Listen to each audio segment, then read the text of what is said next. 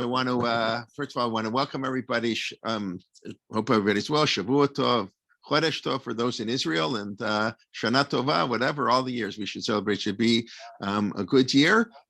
This morning's shir, the last in our series on the number 7, is being sponsored by Adele and Walter Wasser in memory of observance of the 13th Yortzeit of Adele's father, which is on Rosh Chodesh, and they live in Israel, so it's already Rosh Chodesh Shvat.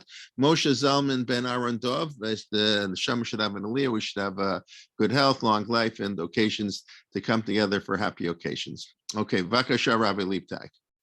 Okay, so we have a quick question, Rabbi Asher. Last week you talked about the dating in Yechezkel, the big that it's. Yeah, we're going to get to it today. We're going to get to it today. But do you hold that the destruction of the first temple was in minus 586? Okay, so that's we did a whole series on that. Right. That's why I want to make sure, okay. and I want to know what you therefore hold is the dating in Yechezkel, which was also mentioned in this last week's Haftorah. This past week's Haftorah also. Okay, what so I'll use Asher's question as our point of departure. If I'm not mistaken, maybe I am, but if I'm not mistaken, the only time we have the word Rosh Hashanah in Tanakh is in that pasuk in Yechezkel. Right? Am I right, Rabbi J? Okay. The word Rosh Hashanah is only in Yechezkel, chapter 40. On Yom Kippur, relating to Yom Kippur. On the 10th of the month, which almost everyone holds is the 10th of Tishrei, which Chazal say, Rashi and Radak agree that it's the Yovel year. Now, Chumash doesn't say 586, it says year, it's actually year 50, we'll say, year 50 of Yechezkel. Okay. We call it year of Yechezkel, or the year of the Brit. Well, towards the end of this year, we'll get to there. What year it was, how many years ago it was, we'll deal with that later on in this year. Okay, we'll get there. So let me share my screen now and make sure I have it up. Share screen, and here we are. Okay, so today, by the way, this class was not part of the original. So I think we have one more class left in Shmitah. We have to tie everything up, hopefully next week. And I'll deal with that. So it's class 13, because 13, you don't want to end the series at number 13. That wouldn't be, speaking of superstition, we don't want to end with 13. So even though there's 13 Midot Rachamim, it's not so bad. But I'm sorry. Today, because this week, the secular new year just began, as Rabbi J mentioned, and we live our lives, even though maybe we should or shouldn't, but our lives revolve around the secular new year as well. So we dedicate a special share of the concept of the Jewish New Year, and now it relates to the number theme of 7, as we'll see many places. More important, this week's Seder is Bo, and tonight is Rosh Chodesh, and we have Parshat HaChodesh. So as Rabbi J mentioned, there's lots of reasons, and nothing is a coincidence, of course, that we read Parshat Bo this time of year, Parshat HaChodesh, and we have to see what is our calendar. Is our calendar begin in Rosh Chodesh Nisan in the spring? Does it begin in Tishrei? Does it begin in January? When does our calendar begin, and how it affects our lives? Okay. So a quick review just from earlier classes, which is a nice review of our Shmitah. We talked about many times, we mentioned this, there's natural rhythm in nature. And in Chumash, we're going to use the number 7 ever since chapter 1 in Bereshit to relate the phenomena of nature to the existence of God and one creator. Now, what we mentioned was both the 24-hour day and the 365-day year relate to the sun, and their natural cycles. The 24 hours itself, that's man-made. But the idea of a cycle of sunrise, sunset, that affects our biology, affects our lives, that for sure. Now, we divide that, what we call sunrise, sunset, we divide it into 24 hours, a 24-hour day. But the concept of a day is built into nature and has a tremendous effect more than anything else on our day-to-day lives. It's like, basically, we go to sleep at night and get up in the morning, but we need to sleep. We sleep at night, we work during the day. In a similar manner, our national life, our economic life, is the 365-day year, not specifically the 365 days, but rather the seasons. It comes out to 365 and a quarter, pretty much. But the seasons that repeat themselves, spring, fall, winter, summer, all those, that natural cycle, and our agriculture is based on a solar year. Therefore, those affect our lives more than anything else in our day-to-day lives. And what Chumash does, we take cycles of 7 to bring God into those natural cycles of nature, so that we bring sort of a divine, the laws of Shabbat and Shmitah, create like a new rhythm in our lives that make it constantly be aware of our relationship between God and the phenomenon of nature, because it's very easy to view nature as its own God or many gods of nature, and we have to relate the whole phenomenon of nature and everything that comes with it to the existence of God and the purpose of our creation. Now comes to our calendar. Because naturally there's a year. Now there's no doubt. I'll go back to a day just for the fun of it. Everyone knows there's what we call a 24-hour day. When should the day begin? Should the day begin at sunrise? There's logic to that. Should the day begin at sunset? There's logic to that. Should the day begin at midnight? When you go to sleep, it's today. When you wake up, it's tomorrow. There's logic to that. Should it begin at noon? That would be hard to find. Probably of all the four possibilities, that's probably the least logical. But to begin the day either at sunrise or sunset or midnight are all logical. And of course, in Chumash, sometimes the day begins at night, sometimes the day begins in the day. Even in Jewish law, the day in the temple begins with sunrise, where the day of Yom Tov Day begins at night, which again has a lot to do with Parshat HaChodesh and when we begin to celebrate Passover in the evening. Now, in the same manner, when should our year begin? Assuming we have an agricultural year, I could begin in the spring, which would be similar to sunrise. I could begin in the fall, which is similar to sunset. I could begin in the middle of the winter, which is similar to midnight. In theory, I could start also in the middle of the summer, but just like starting a day at noon, it's as least logical as starting the year in the middle of the summer, in the middle of a harvest. So therefore, the three possible dates would be the beginning of the spring, the beginning of the fall, or the middle of the winter, which might be Tu B'Shvat or Rosh Chodesh Shvat. Remember the Machloket, Beit Shammai and Beit Hillel, what the Rosh Hashanah for trees are, is that Rosh Chodesh Shvat or Tu B'Shvat is basically saying that day is pretty much the middle of the winter. It's like the very end of one year and the beginning before the next year begins. Okay, so when we consider a calendar year, assuming it's going to be an agricultural year, when should it begin and when should it end? Now, it's basically asking at what point do we increment the year? Now, that's one question, which will be the main topic in the beginning. We're according to Chumash, when do we increment our year? In the spring, in the fall, in the winter? What do we do? Now, once we have a year, what do we count to? We can count to kings. We find that. We can count to creation. That's our custom. We can create to historic events like the Exodus. There's lots of things we could count to. What are we going to do? We'll see that. That'll be a big discussion. Now, we'll discuss what's the social need for the calendar. I'll talk about that very soon. And how, if we're going to have a solar calendar of a year, how are we going to link that calendar to other natural cycles like the moon and months?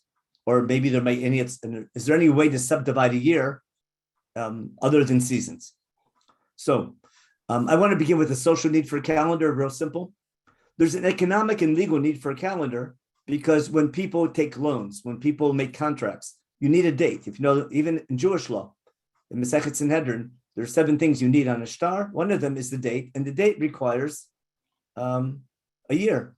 Now, what year do you count to? That's a good question. But for a shtar to be legal, for a document to be illegal, for a deed or for whatever document you're writing, it has to have a date, especially when I'm lending money for a certain amount of time, or if I'm buying a property, or who owns it. When it comes to with shibudim, like mortgages and things like that, you can, let's say your property is mortgaged and then you sell it to somebody else. So depending when you sold it, who the mortgage belonged to, there's a lot of economic and legal ramifications of the date, and therefore any society, as I'm saying, a social need, there's a need for every society to have a calendar year.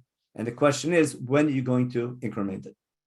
So I want to begin with something in Sefer Bereshit. Anyone know where the first time we have a concept of a year in Sefer Bereshit? Just for the fun of it? After the flood?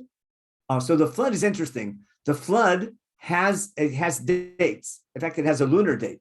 It begins on the 17th day of the second month and ends on the 17th and ends on the 28th day, right? Of the second month, the next year. It begins we're counting to the life of Noah. It begins in year 600 to the life of Noah on the 17th of the second month. If not mistaken, it ends on the 28th day or the 27th day of the second month, and a year later, year 601 to Noah. Now, why we count to Noach? That makes a lot of sense because Noach is the main survivor of the flood. But no one, never afterwards do we count to the life of Noach.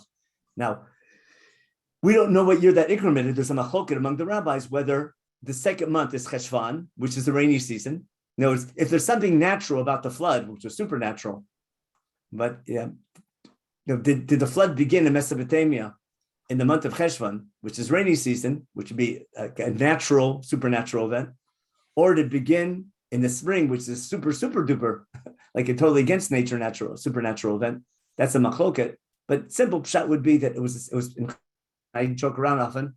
That's why in Bavel you don't ask for rain in the month of Cheshvan. You wait till Kislev to ask for rain, because the last time it rained in Cheshvan, it brought a flood. And that's the minhag of saying v'tein talamatar and chutz la'aretz after in December and not in Cheshvan. Now, we have that, but again, we don't know. We don't know what it's incremented to. In Pharaoh's dreams, I was just remember? going to say, aren't also the dreams from Paro? They have, the years of starvation and the years of plenty. Yeah. So what does that go to? It's got to be agricultural, right? I'm trying to show you the very first time you have a dream. I mean, you have years in Pharaoh's dream. You're talking about years. Simple pshat is simple. It's got to be the agricultural year, the year of the agricultural season. Now we'll see that it's going to be so obvious, and we're going to prove it now. So what I want to show you first, the most logical place. Go ahead. In the earlier parshiot, it tells you how many years the people live. But that you can count to the birthdays. It mentioned years, but that we don't have I'm talking about an economic year. I'm not talking about the social need for an economic year, a calendar year. I need a year that everyone goes by. Now, there's a good question. Did people know their birthdays?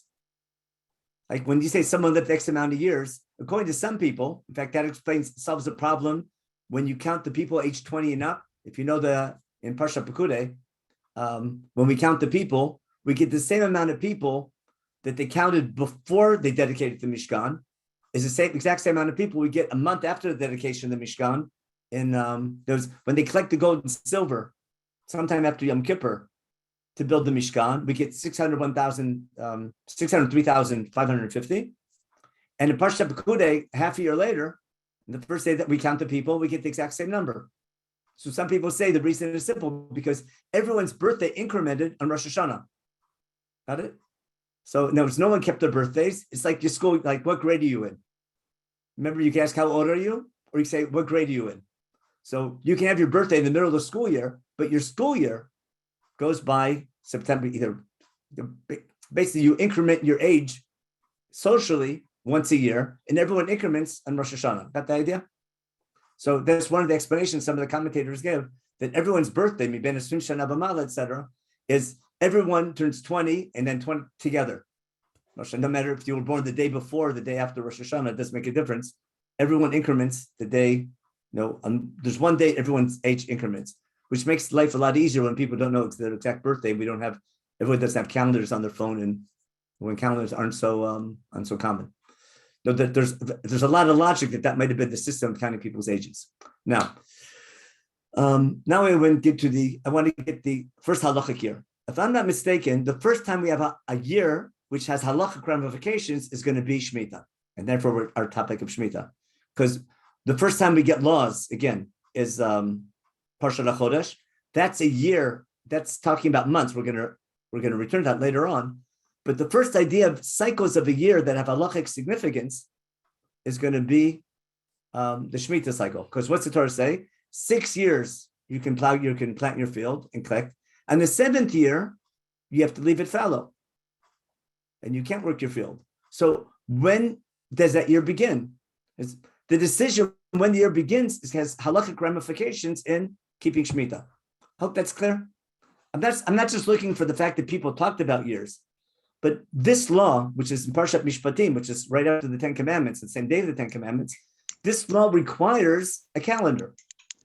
There's no way I can keep Shmitah if I don't have a calendar. And therefore, there has to be a halachic decision when the year begins. Now, what do we know? It's quite obvious that the Shmitah year begins with our Rosh Hashanah in Tishrei.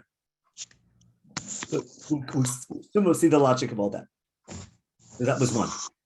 So that was the first source, and it happens to be the source we've mentioned many times, that the first time we have the 6th year and then 6th year and 7th cycle of Shmitah, of 6 years of working the land, and 7th year leaving a fallow, is linked right away to 6 days working, and the 7th day being Shabbat. And that's exactly the rhythms of nature, that we're going to impose a new rhythm that brings God into our day-to-day lives. That was one source. Okay. The next source, which we haven't talked about yet, is in Sefer Dvarim. What do we find? I'm going to switch to a different Tanakh. Let me just check the chat real fast. Okay, what they did in the desert about blitzing the new moon, we'll talk about later on. Okay, the year, again, Rabbi Kevin mentioned, check the dates. It began on the 17th and on the 27th, which is interesting because it makes it a 365-day year of the flood. As the flood from the 17th to 27th would be a 365-day year, because it's 254 of the lunar year, and then 11 days later. Okay. Whether you can argue Shemitah could begin in Nisan, I'll try to explain why not. We'll see why soon. I want to explain why Pshat and Chumash, that the 6-year cycle has to be Shemitah. Now, someone mentioned in the chat about Eved Ivri. Eved Ivri could be like birthdays. If you count 6 years you work, most likely it doesn't begin with the Shemitah. It's not linked to, it's might be thematically linked to the Shemitah year, because you go free after 6 years, the 7th year go free. But it makes sense that when it says, Kiting Eved Ivri Sheshanim Yavod, it seems you would begin counting from the year he begins to work, and it wouldn't be linked to the Shmitah cycle. And I'm pretty sure in Halacha we don't link it at all. Now, I'm going to stop my share and go to a regular Chumash, just to see where are we? I want to give a regular Chumash and show you Sefer Devarim. Here we are. I want to show you this unit in Devarim, which is nice and simple, where you have basically a yearly calendar and the need, again, to increment the year at a certain point. It starts in chapter 14. I'll make it nice and big. And the translation here is less important, just simply looking at the unit. What do we have in chapter 14? We have as follows. We have in Pasuk Chapek, Aser Taser Kotvat Zarecha, every year. No, it's every year, take a 10%. Let me just do a quick mute. Okay, sorry about that. Okay. What's it say? Every year, take 10% of your produce. We call this Maser Sheni. Exactly how to apply it halachically, we'll leave it alone for now. But every year, okay, take a 10th of your produce, right? Shana Shana. So we know we need an agricultural year to increment, and you eat it.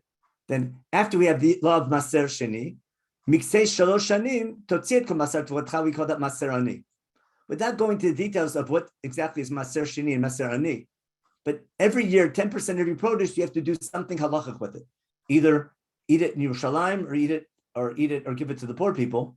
But that requires halachically to increment the year at some point. Because what year do we go from year 1 and 2 to year 3? Now, because it's talking about Tefuah, it's got to relate to an agricultural year. So someone I think mentioned question, maybe it begins in Nisan, because that's when our crops begin to grow. But we're going to try to explain another reason why it makes more sense to begin in Tishrei. But what I want to first establish that there has to be an agricultural year, and all the years. There's every time we talk about a year in Chumash, lahalacha, except for Parshat HaChodesh. That's all the years. Whenever there's any halacha, a year with a halacha consequence, it's agricultural. So I want to establish it's agricultural, and then we have to see where the agricultural year should begin according to Chumash. Hope that's clear. So we see here an agricultural cycle. And then in chapter 15, what's it say? Mikate Sheva Shanim Taseh Shmitah, just like we saw before in Shmot. Therefore, I have a 7-year cycle. Therefore, there's got to be that we have the laws of Shemitah and its ramifications, which we'll talk about in our next year.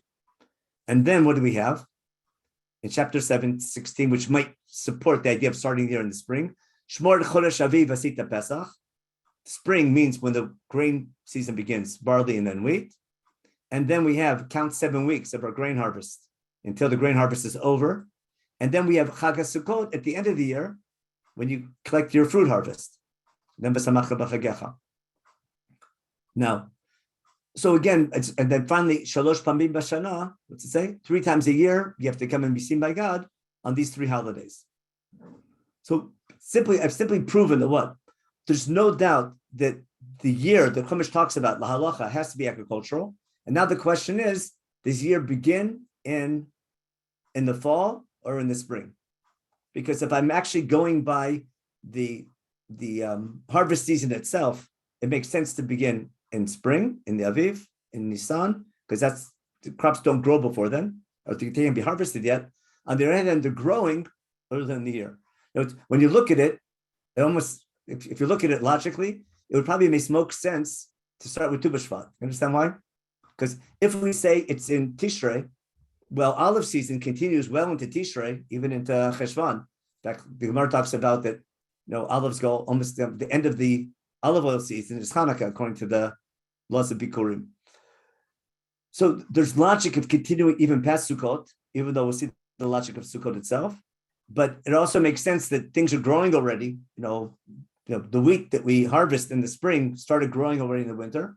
So there's actually a lot of logic to Tu B'Shvat, or Rosh Chodesh Shvat which is today, being the new year, which would be equivalent to January 1st in a secular calendar. But again, we didn't reach a conclusion yet. The only thing I'm trying to prove to you is that the halachic year of Chumash, there has to be a halachic year and it has to be agricultural. And therefore it can't start any later than Rosh Chodesh Nisan. But the question is, should it start earlier in the winter? Should it start in Tishrei or in Shvat or later on? And okay, we'll get to that later. Let's go back now to share my screen to my source sheet. Okay, so we had that. We had chapter 15 and chapter 16. I just summarized what we saw before. Got it? Now, one of the best proofs of the agricultural year and when it ends is from basically the Parsha of Shema in chapter 11 and Parshat Ekev in Devarim. What's it saying? It's saying the land that you're going to, Ki Arsa Asher Tabasham in Moshe in his speech in Parshat Ekev, in chapter 11 says the land that you're going to is not like Egypt, which you've been living in before. Where in Egypt you would plant your fields and you'd water your fields with your foot with these irrigation canals. Instead, Haaretz Asher Atan Ovrim Shama L'Rishta Eretz Harim V'Kaot, the land you're going to, these psukim are famous, I'm sure you've seen them before. The land you're going to doesn't have a major river source, doesn't have a major source of water of a river like most civilizations have. Instead, our main water source is going to be rain. Limtara shamayim tishtamayim. Right?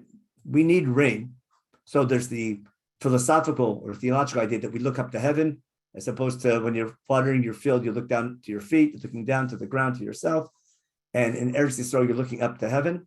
As far as the plagues go and things like that, with the Nile River being the Egyptian god, but it's simply at a practical level, because there is no major river in the land of Israel, nothing like the Mississippi or nothing like the Nile or the Euphrates, but rather, and the Jordan River is basically it's a creek way below sea level. So even though there might be a river there, it doesn't do you much good water except right next to the river. It doesn't overflow because it's way below sea level. So I can't tap that water for anywhere else. The water I need for my crops has to be from rain either as it rains on the field itself, or rain collecting in cisterns underground in the aquifer, and then taking the water out of the cistern, or digging a bore, digging a cistern and collecting the water in the winter and using it in the summer. Those are the different methods. Those are different methods, or being lucky enough to have a ma'ayan, having a spring nearby. But basically, our agriculture is based on the rain in Tarshem Tishtamayim, and therefore this is the land that God looks over, Hashem Doreshota, and Tamid Einei Hashem Elokach haba, God's eyes or God's providence is looking over the land, Mirishit Hashana ad Achrit Shana, from the beginning of the year to the end of the year. Now, if we're talking about rain, and God's providence looking over the land from the beginning of the year to the end of the year, that's a pretty good proof, or at least sends you in the direction that the year might begin with the rainy season. I'm talking about rain, and it says God looks over the rain from the beginning of the year to the end. So the beginning of the rainy season could become the beginning of the year to the end of the year. So again, it's not a 100% proof, but there's logic now to counting the year from the beginning of the rainy season. I want to show you something in the English translation. Let's open up in English Hebrew Tanakh. which we have lots of over here. Deuteronomy chapter 11. We want chapter 11 and chapter 5.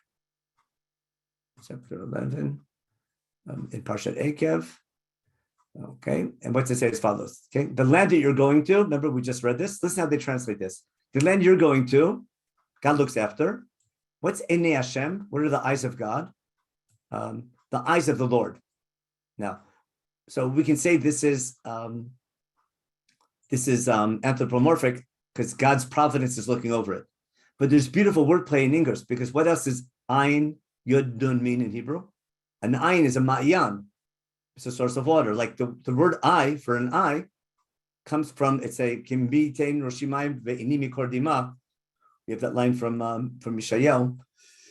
The eyes are, what do you call it? Are a source of tears. They're like a Ma'yan. They're like like Ein Gedi, Ein Hanetziv, Ein, there's so many Ma'yanot called Ein Rogel.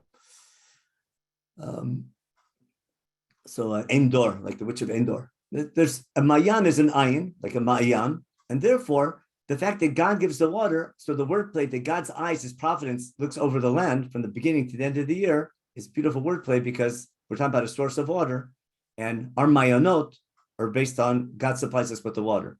So the word enaim here it has beautiful double meaning, and you simply can't translate that in English no matter how you do it. You can check other English translations, but it's very hard to translate it with keeping that beauty.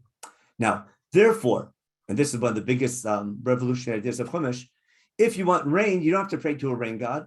You don't even have to pray to our God for rain, rather. If you follow God's laws, we say this every day in Shema, to love God and serve Him with all your heart, then He'll give you the rain. Basically, when you say Shema, you remember that rain is simply not only from not a rain God, but only one God, but that one and only God who created nature, He gives you rain, not based only on your prayers, but based on your deeds. And you pray to remember that you have to be worthy of rain.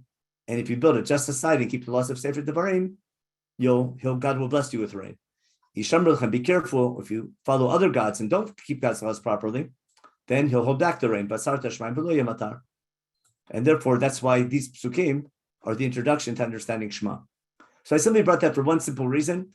There's logic already to begin the year with the rainy season. When does the rainy season begin in the land of Israel? That we all know it begins in Cheshvan.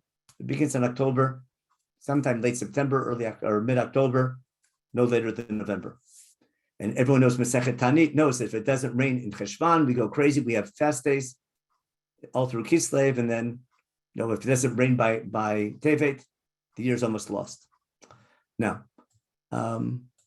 let's go back to our source sheet.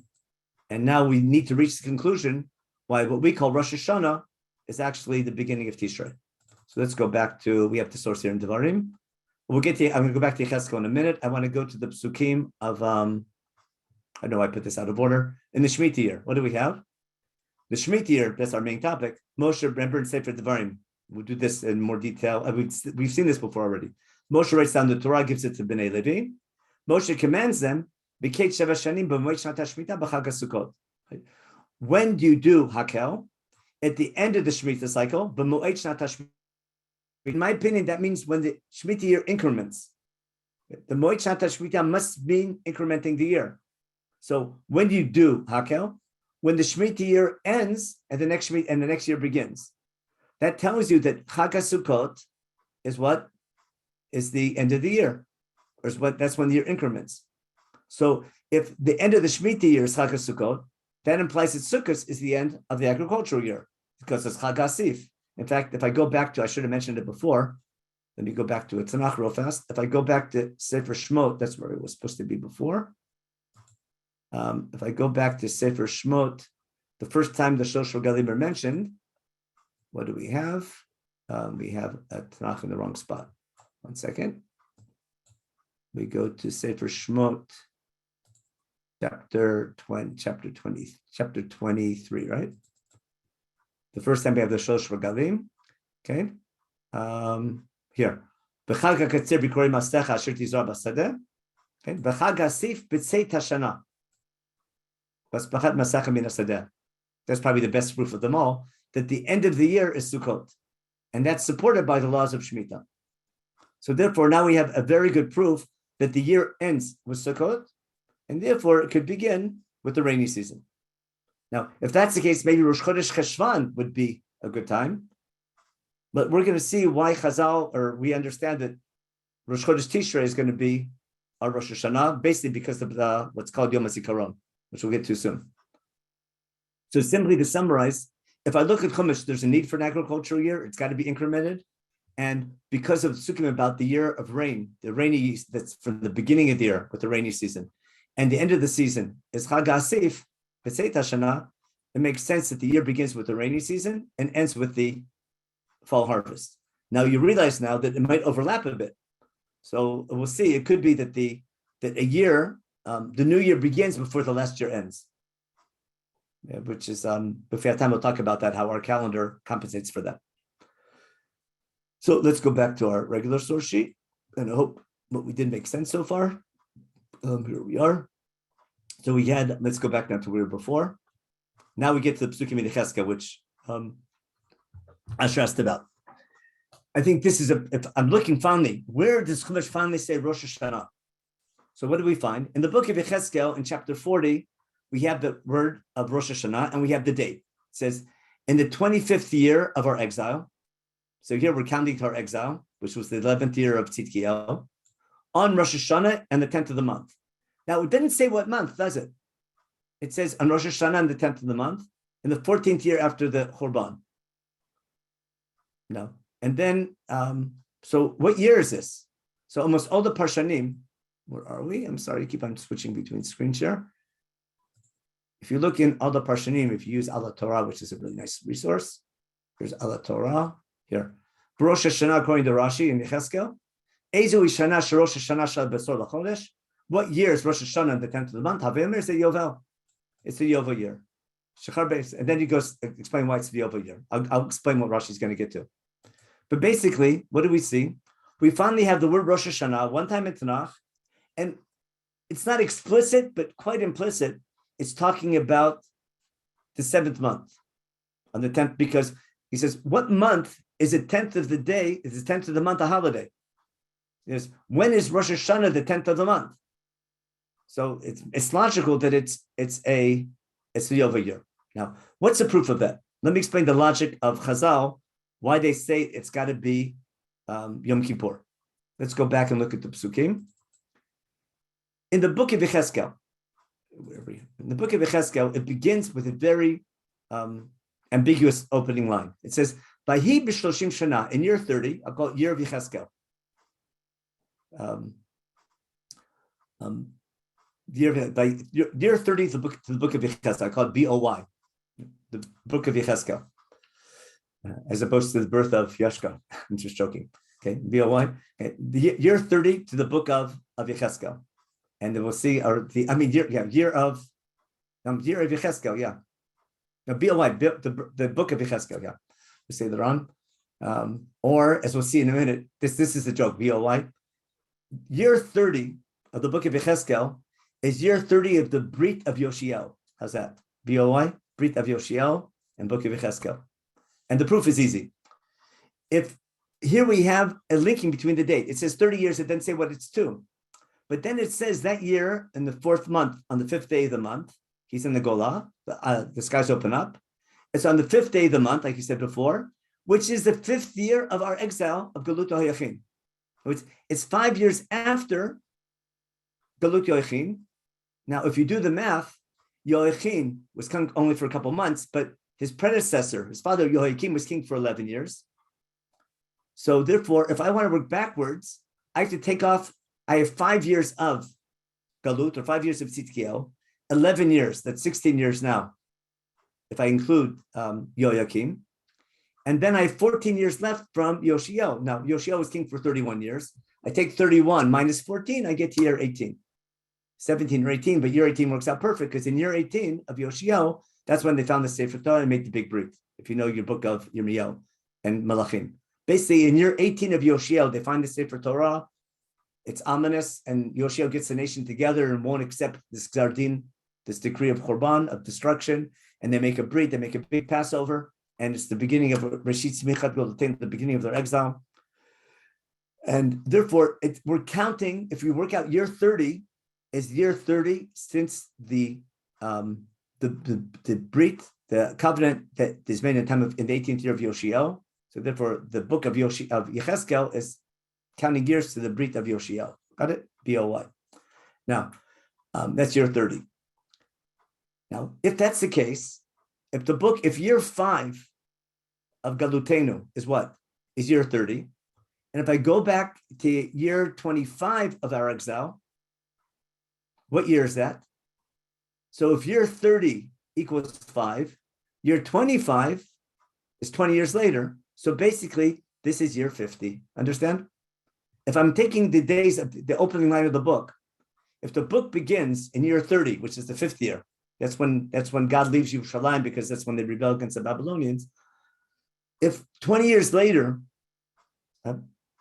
Yechezkel has a vision on Rosh Hashanah and the 10th of the month, it's year 50. And Chazal say that's a Yovel year, which makes sense. Maybe they start counting Yovel with Yoshio's Brit. Why is that meaningful? What happens in the Yovel year? In the Yovel year, you blow the shofar in the Beit HaMikdash, and that says that begins the return of all the land to its original owner. Now, if you look at Jewish history, from whenever they started counting Yovels and kept Yovel, from the time of Yeshua, when we conquered the land, we have a Yovel system. The very first time in Jewish history that there's a Yovel year and we don't have a Mishkan or a Mikdash, or basically the first time we have a Yovel year and the Jewish people are not living in their land, is this Nevuah. In other words, why is Yechezkel having a Nevuah on this date? It's the last date, it's the last vision of Yechezkel, and it begins 9 chapters from chapter 40 to 48. The last 9 chapters of Yechezkel all are the detailed description of a future temple, of what they have to study and learn and be embarrassed by studying it, as he explains in chapter 43. So it makes sense. I'll make it nice and simple. The first Yovel that the Jewish people are not in their land, and the first Yovel that we can't keep Yovel. We can't return the land to its owner because no one owns land. We're out of our land. That's a critical day in Jewish history. And on that day, you can't do nothing. You can't let a day like that pass and not do anything. When you can't do nothing, you have to do something. And therefore, Yechezkel has this nevuah because the people have given up hope. Right before, and we had the dry bones. The people were saying, we've given up hope. We're in exile. Our exile is an irreversible process like death. And God says, Yechezkel tells the people, no, these bones will come back to life. We'll return to our land. We're going to be people again. It's not over. We're just simply in exile, but we have to get ourselves together and return one day. So it makes sense on the first Yovel, the first Yom Kippur, outside the land of Israel, when we don't have the land of Israel, we have to do something. And that's almost for sure why Chazal are right here, that this has to be a Yovel year. We're counting to Yovel, and therefore it has to be on Rosh Hashanah, which is when the Yovel year begins, which explains exactly why why Yechezkel gives us nevuah. It's not a random day. The day is super significant. Okay. So now we have a pretty good proof that Rosh Hashanah is in Tishrei, but it's the 10th of the month because of Yovel. So with all those things together, I think it's quite clear that if I look at Chumash and Pshat, if we didn't have Parshat HaChodesh, that's what I'm getting at. If we didn't have Parshat HaChodesh, the best time to start the year would be in the fall, in the beginning of the rainy season. Now, if that's the case, maybe wait till Cheshvan. Wait till Sukkot is over. But what do we have? We have a holiday. Let's take a look at the holidays in Parshat Emor, which again also requires an agricultural calendar. If I look at Parshat Emor, here we are. If I go to Sefer Vayikra and look at Perek Gimel, which we saw 2 weeks ago, let's open up Vayikra. Torah, Vayikra. Gimel. No, we don't want Seder. We want Tanakh. We want Vayikra. We want Chav Gimel. We all know this by heart, Moedei Hashem. And on the first month, we have Pesach in the spring. Then we count the 7 weeks of Shmitah. And then what do we have? That's the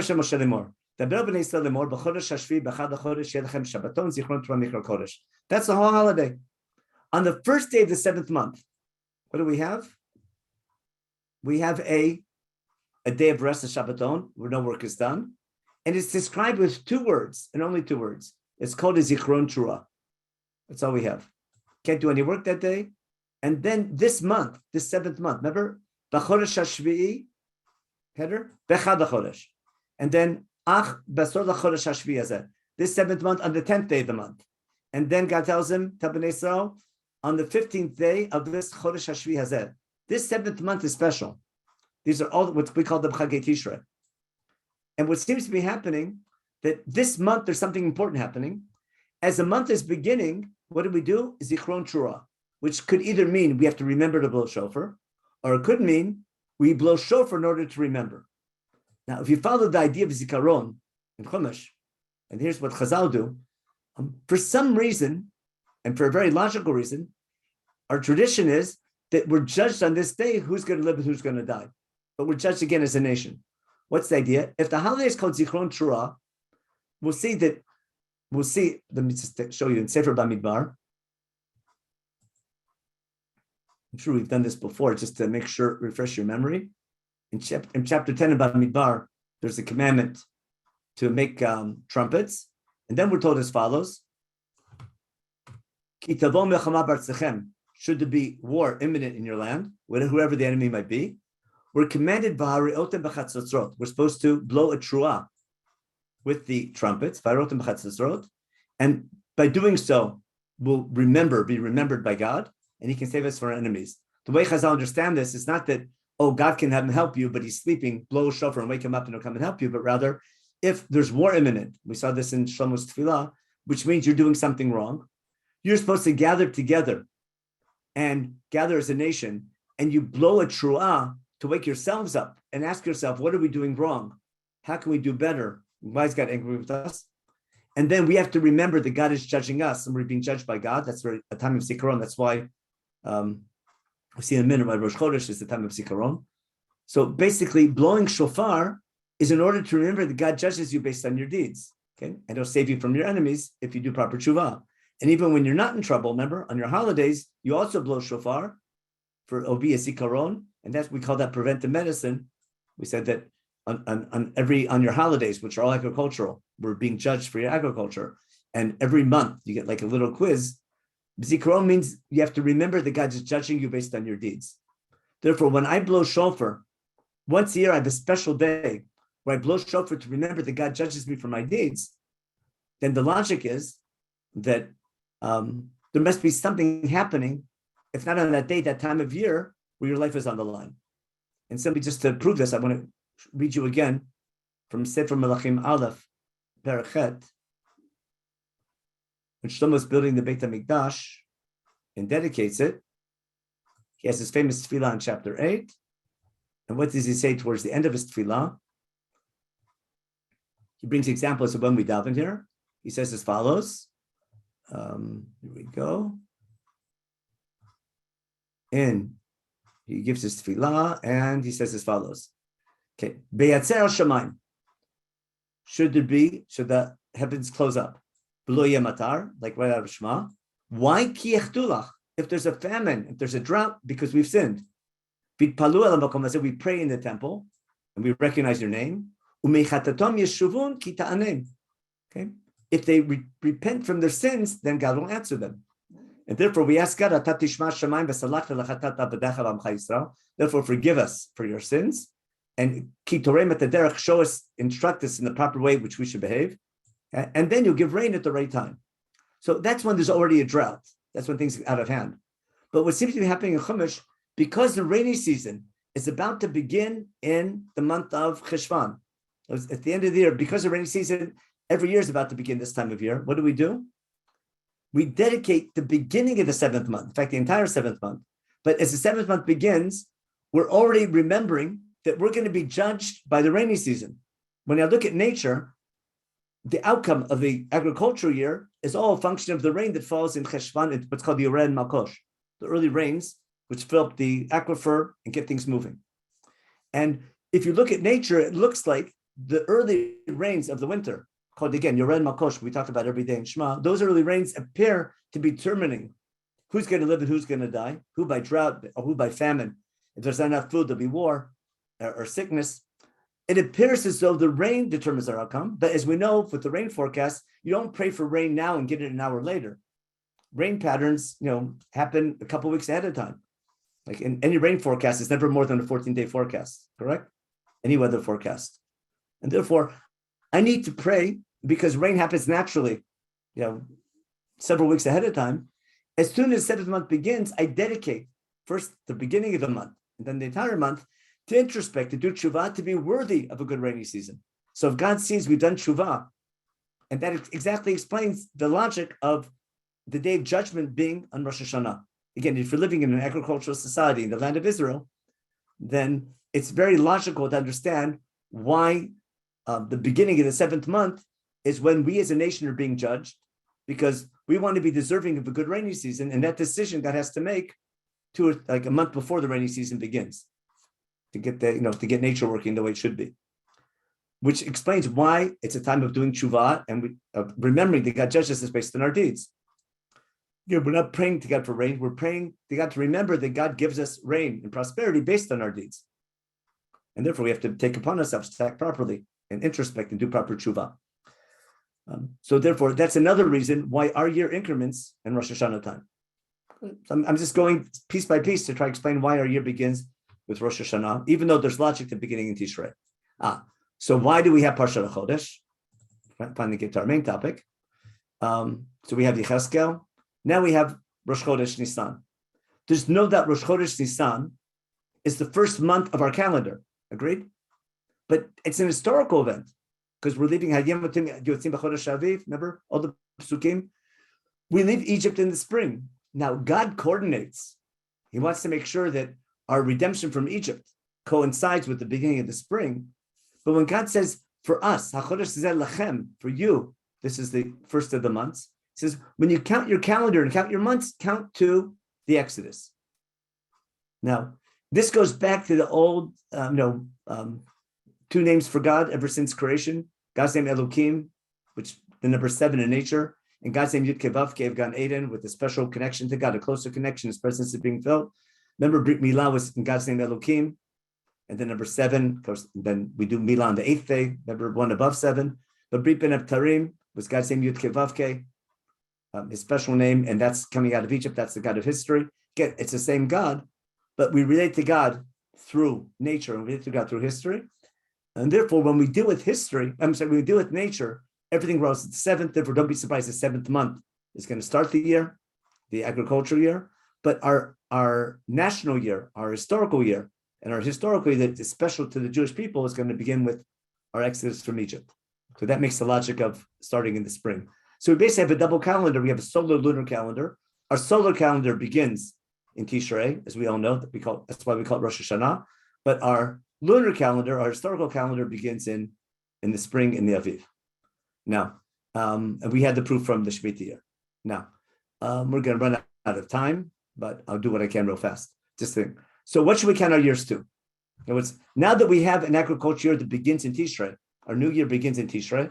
There was the biblical new year, the agriculture one of the Bible, which is basically universal, begins in Tishrei with the rainy season, where our historical year begins in the spring with the Exodus. So what should we count our years to? Do we count to creation? Okay, which could go, that's the machloket, did creation begin in Nisan or Tishrei? That's the same argument. Remember? In Rosh Hashanah, when was creation? In Nisan or Tishrei? We paskin sort of that Hayom Harat Olam was in Tishrei. But we never find anyone counting to creation. It doesn't become accustomed to the 10th, I know when the Middle Ages exactly begins, but in the 10th, 11th century, we begin finding Jewish communities in Europe using counting to creation. And we have a couple things like in Susia from the 6th, 7th century, we have inscriptions, like in the Shuan in Susia, you have an inscription counting to creation. But the custom of counting creation as I'm writing on documents only began in Europe under Christianity, to counter the Christian date. If I have time, I'll talk about it soon. Now, in Chumash, we counted the Exodus. There's no doubt about it. When they build the Mishkan, when Sefer Bamidbar begins, we count the second year from the Exodus. Sefer Dvarim of the Exodus. All through Chumash, we count Yetziat Mitzrayim. But there's no doubt about it. And also in Melachim, when Shlomo builds the Beit HaMikdash, I think we have it there. He counts to, that's the only time in fact we have it mentioned one more time. Let me just see if it's still open. Where's my Tanakh? We count to, here we go. And Melachim Aleph, Perek Vav, when Shlomo builds the Mikdash, we have a big special pasuk in the year 80 and 400. That's Seipendei Samer Mitzrayim. In the fourth year of Shlomo's reign, in the second month, they begin constructing the Beit to God. So the construction of the Beit is dated to 480 Yitzat Mitzrayim. Other than that, so in Chumash we count Yitzat Mitzrayim. Other than that, we don't count. Now, in the book of Yeshua, we're not counting to anything. Or in Shoftim. Yeshua Shoftim is not counting to any specific event. There's no events that are dated with this happened to creation or to Yitzat Mitzrayim or anything. In Sefer Shmuel and Melachim, we're counting to our kings. We have the years of the reign of Shlomo, of Shaul, the reigns of David. And then all through Sefer Melachim, we count to our kings, which is quite logical. And every other society in that time period, the Babylonians, the Syrians, they all counted to their kings. We have lists of kings, and everywhere you find in archaeology, you have lists of kings because they counted the years to their kings. So therefore, I could count to Matan Torah and Chumash. I can count to our kings, and that's what we do at Shmuel Melachim. In Ezra, Nehemiah, and Chagai and Zechariah, the second temple, we don't have a king. We count to the foreign kings. We count to Daryavesh. The Yunag, we used to count to the state of Israel. When I was growing up, when you had wedding invitations, they would write how many years it was to the state of Israel, or sometimes how many years to the freeing of Yerushalayim, to Shichur Yerushalayim. I'm pretty sure that custom sort of dwindled out. I haven't seen it recently. Anyone still do that on wedding invitations? Some people, some Zionists might still do it. Though to the years of Medinas Israel, which would be similar to counting the kings. It's a nice minhag. Sometimes you count to the unification of Yerushalayim. Yerushalayim, yeah. Sometimes they do that also. So that's but again, it didn't catch on. It didn't go viral. That's for sure. Okay. Now in Yechezkel we count to our exile. But that wouldn't be nice. I mean, it's understandable when you're in exile, but that worked in the exile from Beit Rishon before Beit Sheni. And Beit Sheni, they don't count from the exile; they count to the foreign king, and they're hoping one day to count to a Jewish king. And then in the time of Chazal, we count to what's called Minyan Shtarot. You've heard of Minyan Shtarot? That's the Greek year. Now, if I have time, I want to explain our custom of counting the creation. Just one thing about Minyan Shtarot. There's something which is amazing with the Greek year that people don't pay attention to too often, is that we're used to counting, incrementing a year. Every year is a year later. Remember 2020, 21, 22, 5782, 5783. We're counting up. We're counting towards something. In biblical times, when you count the kings, you're not counting forward or back. You're just counting. But you're not looking forward to it. You're not going forward. In fact, kedem means in the past in Chumash, right? Kadesh Yomenu Kedem. Forward is looking like time in Chumash is a little strange sometimes. And that's a good question. Are we going forward or backward in our history? But the idea of counting up was a Greek chap, was a Greek chap. It's a Greek idea. What happened after Alexander the Great? Alexander the Great, he was really great, conquered the whole Persian Empire. The Persians counted to their kings. The Persians did not increment to any. They counted to their kings. They didn't count from Cyrus. They didn't count from anybody. They just counted to the year of their king. That's why we have to have lists of kings all the times to know how to figure out dates. The Babylonians counted to their kings. The Syrian Ashur counted to their kings. We counted to our kings. Everyone counted to their king. The Greeks, after Alexander the Great, could have counted to him, but there was a war of succession. He died in 320 BC, and there's a war of succession for 8 years. In the Battle of Gaza in 312, they reached an agreement where they divide the Greek Empire into 3 parts. Ptolemy takes Egypt, the Seleucids take over Syria, I think Demetrius takes over Greeks. Basically, they divide between Greece, Syria, and Egypt. But there's still the same culture, Hellenistic culture, and they decide with the great chap, you know what, this is year 1, and we're not going to count any kings anymore, which is a very logical decision. And from then year, the Greek year called Minyan Shtarot in rabbinic tradition, the Greeks count to what we call the Greek year, or the Seleucid year, because it began with the beginning of the Seleucid Empire in Syria. Now, Chazal, like our rabbis, the time of the Tanaim, were living under Greek rule. Remember, we begin with Greek rule. Then we have the Hasmoneans, but the book of Hasmoneans is counting the Greek year.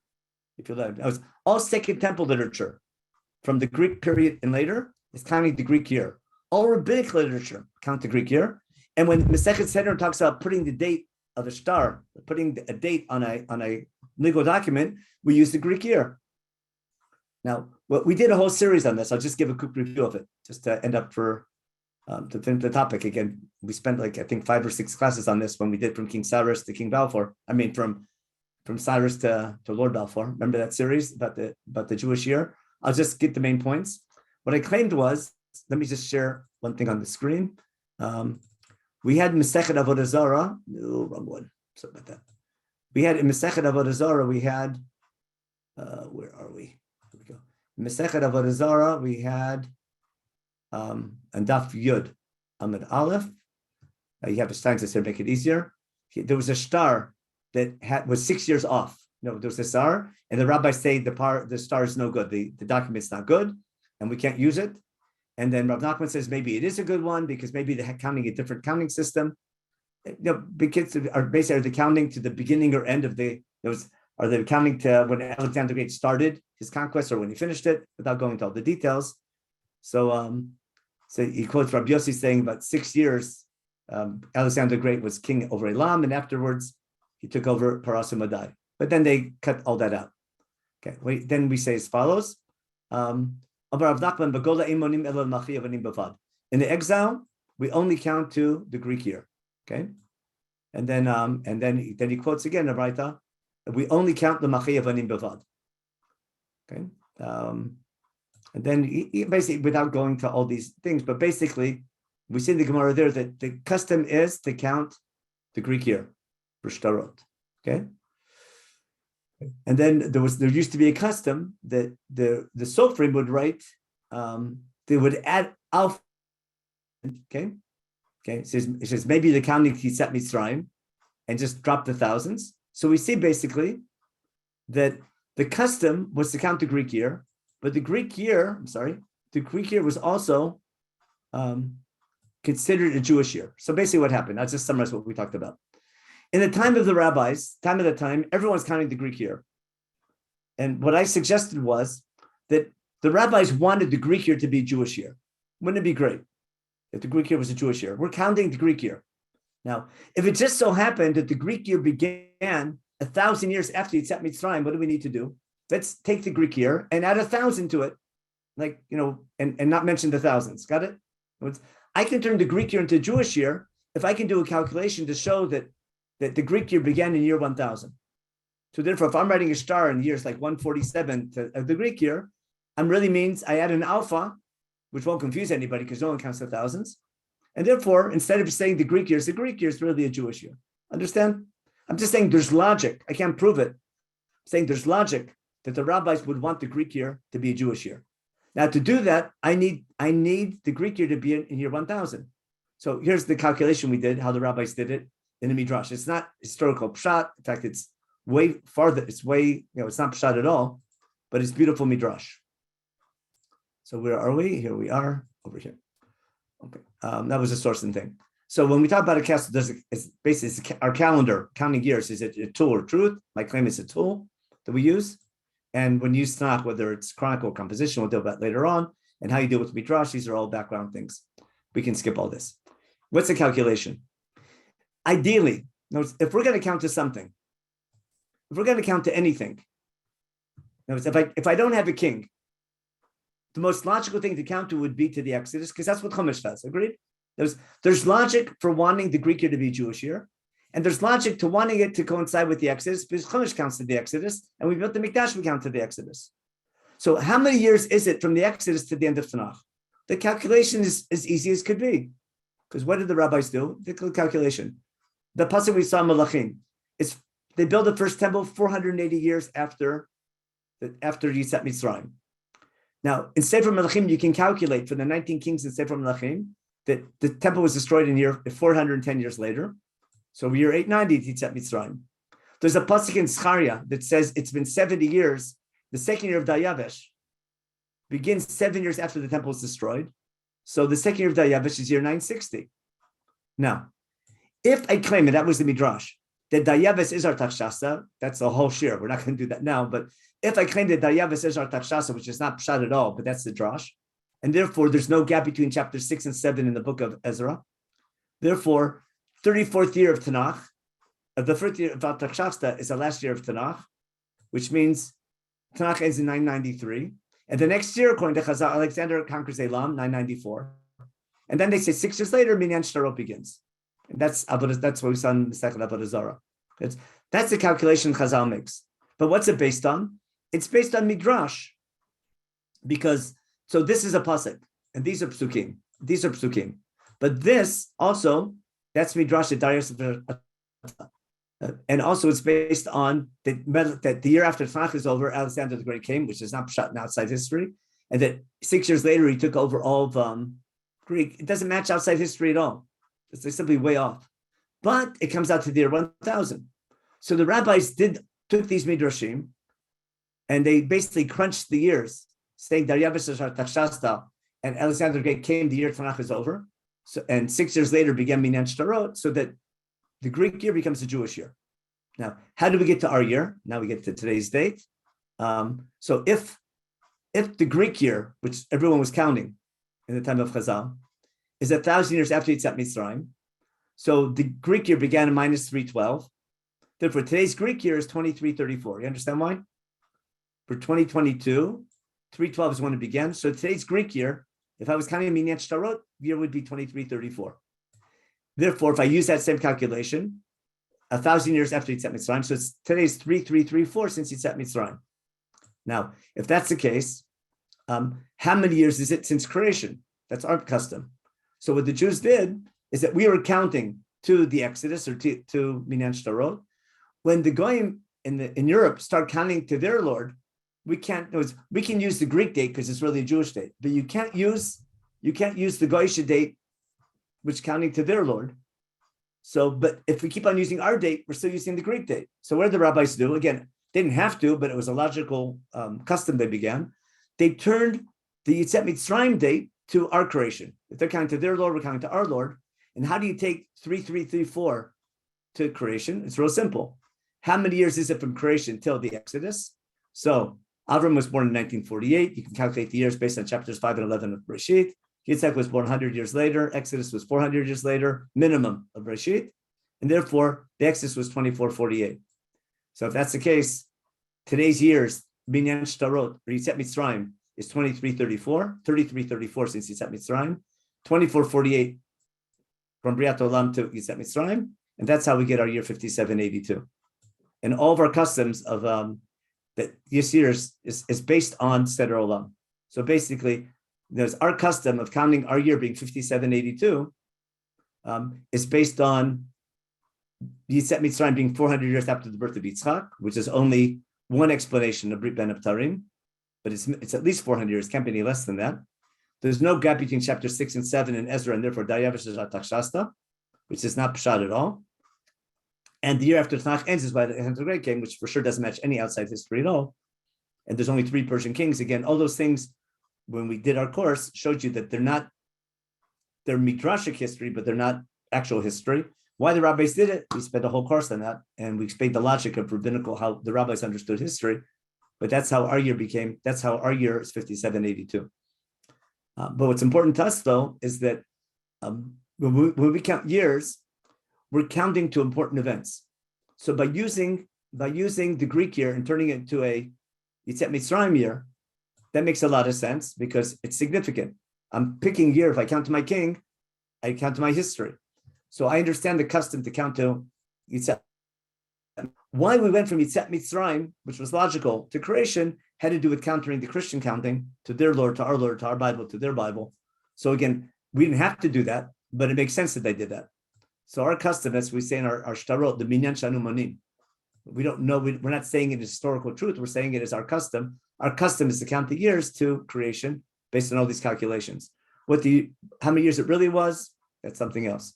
Now, Asher's question at the very beginning about when was the temple destroyed, Tanakh doesn't say what year it was, but the outside year. Tanakh simply says, no, it was the 11th year of Tzidkiyahu. What year that turns out to, if I do the calculation based on outside history, it's 586 or 587 or 585, somewhere around there, BCE.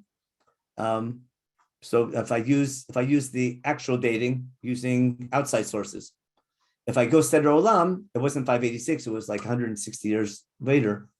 But again, that doesn't match up with any outside history at all. But again, we spent a whole course on that. If you want, you can check the tapes on it, right? I'm sure they're up on YouTube still. I forget exactly which ones. I think class number 10, 11, we deal with that in detail. But it was before Purim. So let me check the chat real fast. That was in honor of Rosh Chodesh Shvat, which at least for trees, I did say a minhag I used to have for fun of it. Remember in Rosh Hashanah, there was Rosh Hashanah for trees, which is basically for counting orla and things like that. So, and which makes sense now in the middle of the winter. There's Rosh Hashanah for Behemot, which is Rosh Chodesh Elul. So as a youngster, yeshiva used to go around wishing Shana Tova to people on Rosh Chodesh Elul, which was a nice way of insulting them. You know, that you're you're acting like an animal. That was just a little to do.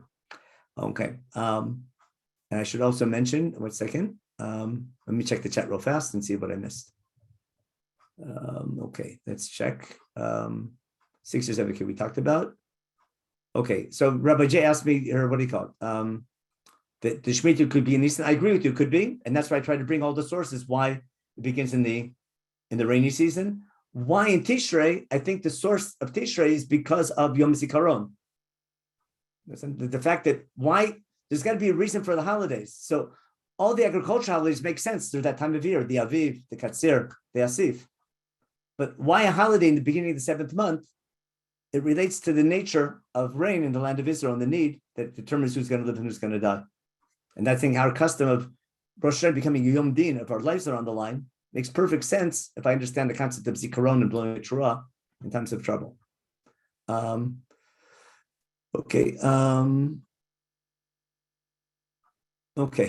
that's cute what I was saying there. 1 second. Okay, no. When it talks about, I'll take Agap's question. In general, there's a nature has its own laws. Like, what do we do? You don't see God, you perceive God. So nature can hide God from you, or through nature you can see God. But you have to see patterns. Now, Chumash tells you that he blesses land based on our deeds. But it's not that I help an old lady cross the street and next it's going to start pouring rain 10 minutes later. God judges society as a whole. Where are we going? And if he sees, at least, sometimes our actions don't match our thoughts. But when you dedicate one time of the year to show God how sincere you are, to express your sincerity, to show you want to learn from your mistakes, gave God a reason, if we're truly sincere, to bless us with a good year. We mess up, we do tshuva. That's the theme of Yom Kippur later. That there's also room for repentance if we do bad. But the idea that we dedicate one time of year, remember we did this idea with all the holidays, that one time of year, like one day of the week, keeping Shabbat affects how you act 6 days when you are working. 1 year of Shmitah, we'll talk about this next week when we finish up our thing, is going to affect how we act the 6 years that we are working the land. Keep eating matzah once a year, remembering the Exodus and why God put us there to take us out. I need to remember every day of my life, but it's a booster shot. Every holiday takes an underlying theme, an enduring understanding of our relationship with God and the essence of our Judaism. Such are things that relate to our day-to-day life, but we accent them once a year. It's like in our secular account, we do the same thing. We have Labor Day, okay? We talk about the idea. We have Veterans Day, remember? So we have to remember our veterans all the time, but once a year we have that. We have Independence Day once a year. You have to be thankful for your independence every day of your life. So in our secular calendar, we have one time of the year that we dedicate for a theme which is important all year long, but we expect one day, like our birthday is the same thing. And the same way we're going to dedicate each of our holidays has to have a core underlying theme of what it's about. So it's not a direct correlation where one person does one mitzvah and all of a sudden it's going to rain. God judges us collectively as a society and sees what direction we're going in. Okay, but it's never too late to pray for rain. That's exactly Masechet Tanit is the answer to it. You can get last minute, but you got to pray really hard and be deserving. Okay. So dropping the 1,000, we do that today as well. That's right. Okay. What year had this started counted? Oh, that's the question. There's always 2 years missing. In Chazal, the Korban was year 68, but we say it's year 70. That's because when it's years, do you count year 0 or not? When you go from BCE to CE, right, do you count 0? Don't you count 0? So that's how you get either 68 or 70. But again, those are little differences that, sometimes it'd be a year too off when you calculate the years, but that's the reason for it. Okay. Okay. And okay, when the Ramban figured out when redemption would come, I don't think the Ramban, if you mean the Ramban, an iPad, right? I'll read Abad's question. So when someone like Ramban figured out when redemption would come, they would have to adjust this. So that's not, the Rambam would never do such a thing, correct? I'm saying, I'm hoping that's a typo. It's Ramban. He does that in his creation about thousands of five. Again, that has to do with Kabbalah. You don't mess with Kabbalists. Okay, you can respect them and they have their things, but Kabbalah is a whole different aspect of Judaism. We're doing Pshat. Okay, Chodesh Tov, and please do the work for me. Was prophecy in yesterday's Haftarah after the first exile, after the second exile? Oh, yesterday's Haftarah was from Yeshayahu, no? What was yesterday's Haftarah? No. Yecheskel. That was 2 weeks ago, was Yeshayahu. Yecheskel was after Churban Bayit Rishon. What did we read yesterday? Oh, we read this one, right? We read Yecheskel Perek Mem, right? Yeah, it's after the first temple period. It's after the first exile. No, it's after the first exile. I'm sorry. It's after the second exile of the first exile. Got my point? There's two exiles. In the first exile, there's two exiles. There's Galut Yehoiachin and Galut Tzidkiel. So it's confusing. So it's called Galut Bavel. We're exiled to Bavel. It happens in two waves. There's 11 years between them. The first main wave of exile is Galut Yehoiachin. That's when Yecheskel goes to Bavel. 11 years later, the temple was destroyed. So Yecheskel's Nevuah is after the Churban, after the temple was destroyed, but after the second wave of exile of the first exile. Hope that's clear. But it's at the end of Bayit Rishon, not at the end of Bayit Sheni. That should be clear. Sorry about that. We use the same thing. Israel time wine revolution. That's something. That's not me. That's not me. Okay, yeah, that was Rabbi. Yeah, that was me. I was just, letting people know that, okay, you'll finish next week this series. I swear I got a week earlier. I added this. This was, I looked at the calendar, said Rosh Chodesh Shvat, Parshat Chodesh. Okay, gotcha. And I was figuring I figured because everyone would be on vacation today. No, what vacation? What's vacation? No, first of all, there's no vacation from learning. That we don't believe. No vacation from COVID, you should say. That's Kal Vachomer. Kal Vachomer. Yeah, they stopped counting cases. It's so high they can't even keep up. But Baruch Hashem. I mean, it seems to be quite mild, at least for people who are vaccinated. So. I want to answer Ruth's question at the end, but I'm saying logically, there's room to start the year agriculture Pesach time because crops don't grow until Pesach. But my point, there would have been logic to that. But because agriculturists, I could start Shemitah year then as well. But because I'm working the land, remember, I work the land, and even though nothing grows to Pesach time, what grows Pesach time is planted in the winter. Therefore, it's logic to starting it in the spring with the rainy season. And if I'm only going by the results, but that's the whole beauty of it, because when something's growing, where's it coming from? Things don't grow out of nowhere. If I didn't plant in the winter, I wouldn't grow it in the summer. If it didn't have rain in the winter, I wouldn't have crops in the summer. So like, even though what you see, you only begin to crops in the spring, it all begins in the fall with the winter rain. And therefore we think. Now the overlapping year is interesting that Rav Yoel Ben Nun has to share on this, where we have 3 Rosh Hashanahs. We have Rosh Hashanah, Yom Kippur, and Shmini Atzeret. And they're each one's 11 days apart. So every year we have a holiday 354 days after last year's Rosh Hashanah. Like 354 days after Shmini Atzeret is Rosh Hashanah, and 354 days later, Yom Kippur. You mean Yom Kippur? Then Rosh Hashanah, and then we have a leap year. So he says like the years overlap. So the end of last year, at the beginning of New Year, we're still in last year, and I think Yoel talks about that the time will come when the harvester will meet the planter. Remember? The Nigash Kotzer Bezorea. What's the pasuk? It's the end of Yoel or the end of Hosea? No, end of Yoel, right? I'll end the share with that. Okay. That's short. How do you get 2, 3, 3, 4? Oh, 2, 3, 3, 4 is how do I get 2, 3, 3, 4? It's on the thing there. It's based on. I did 2, 3, 4. I got it from. That's the Greek year. That's 2022 plus 312. There's Binyan Shor began at minus 312. That's how I got 2334. Okay. We did that in the Cyrus Cyrus. Yeah, I did that way too fast. I did. Yeah. We got through the whole thing. Now let me just end with a pasuk from Yoel, right? Hope it's there. About the years overlapping. It'd be nice on a nice note for future times. Navi, I hope it's still there. Yoel. Pretty sure it's Haftarah somewhere as well. Is it still there? No, where is it? Oh no, that's not good. Oh no, we need Perik. I'm sorry about that, Perik Ballot. I got stuck there. Let's see if we're still here. Kirzot. This is still good stuff. What pasuk am I looking for?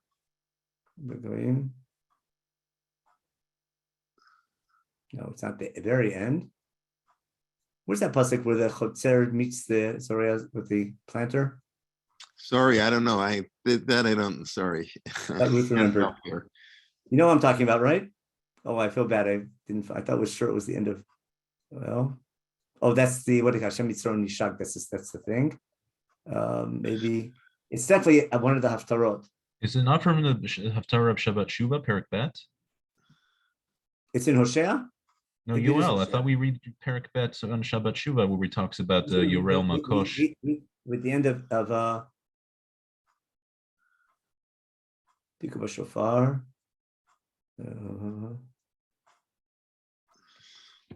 All right, that'll be our homework for next week. Okay, it's our homework. Okay, if that's homework, anybody wants to find it. I missed it. Okay. Okay.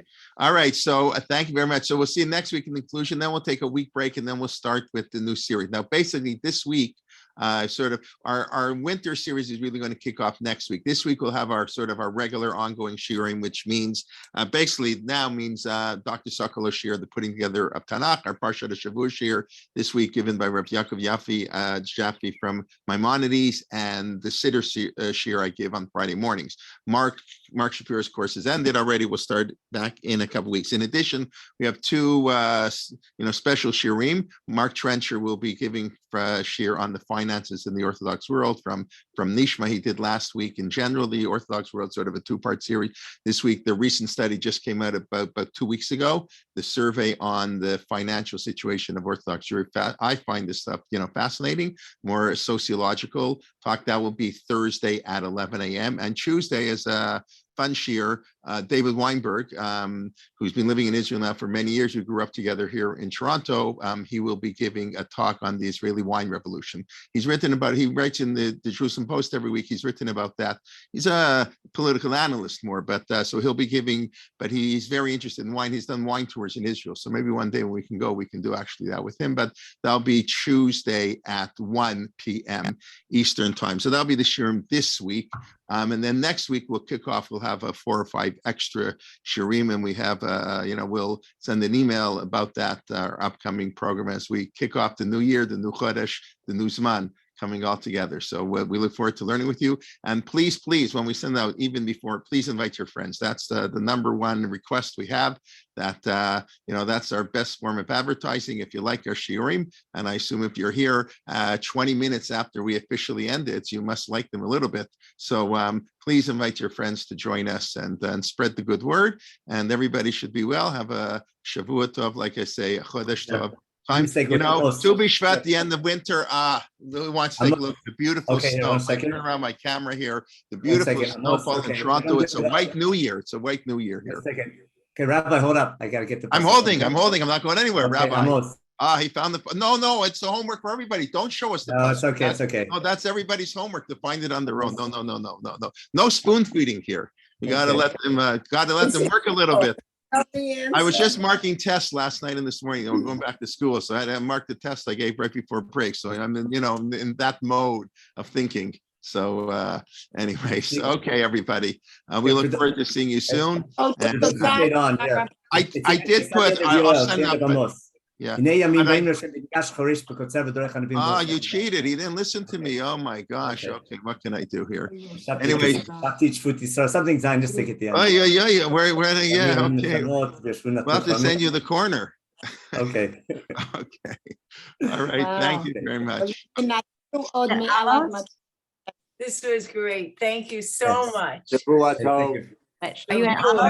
Perfect ending. Okay. Thank you. Okay, what's up, everybody? The end of Amos, yeah. Amos. I thought it was the end of Yoel. It's the end of Amos. I knew it was the end of a book in Treyasar in the beginning, just to mix up Yoel. In and Amos. Treyasar, that's like, that's it, they all go together, they all blend together, Thank you. Thank you. That's only thank you. count as one Yeshayach book. and Chodesh Tov. Chodesh Tov. Chodesh Tov. Chodesh. Thank you very much.